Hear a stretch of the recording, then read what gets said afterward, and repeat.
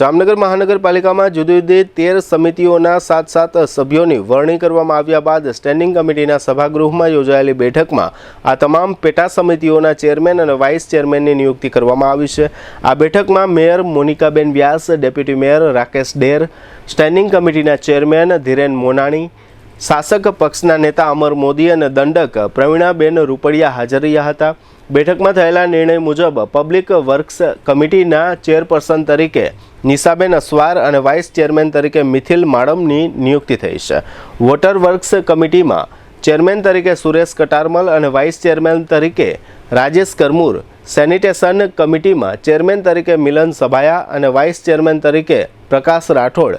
Light કમિટીમાં chairman તરીકે રિધિશ ડેર અને vice chairman તરીકે જયસુખ ઢોલરિયા, શહેરી ગરીબી સમાજ કલ્યાણ કમિટીમાં ચેરમેન તરીકે ધનજી કછટિયા અને વાઇસ ચેરપર્સન તરીકે Sonalba Rana, slum upgradation કમિટીમાં chairman તરીકે દીપક શ્રીમાળી અને વાઇસ ચેરપર્સન તરીકે કમળાબેન મકવાણા, રમતગમત અને સાંસ્કૃતિક કમિટીમાં ચેરપર્સન તરીકે હર્ષાબા જાડેજા અને વાઇસ ચેરપર્સન તરીકે હેતલબેન અમિથિયા, ટાઉન પ્લાનિંગ અને માર્કેટિંગ કમિટીમાં ચેરપર્સન તરીકે સુભાષ જોશી અને વાઇસ ચેરપર્સન તરીકે ખ્યાતિબેન મુંગરા, આરોગ્ય અને ગાર્ડન કમિટીના ચેરપર્સન તરીકે નિકિતાબેન કોટક અને વાઇસ ચેરપર્સન તરીકે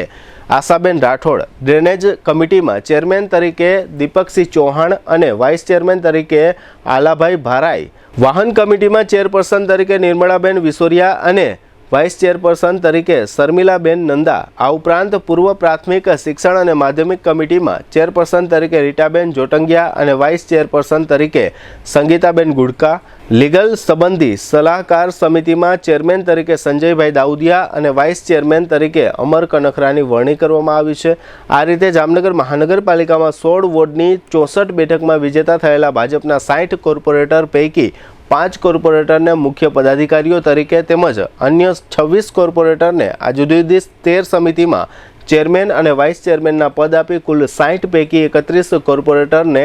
સાચવી લેવામાં આવ્યા છે। બાકીના 29 કોર્પોરેટર એવી અપેક્ષા રાખી રહ્યા છે કે હવે પછીની 2.5 વર્ષની ટર્મમાં અમારો પણ વારો આવી જશે।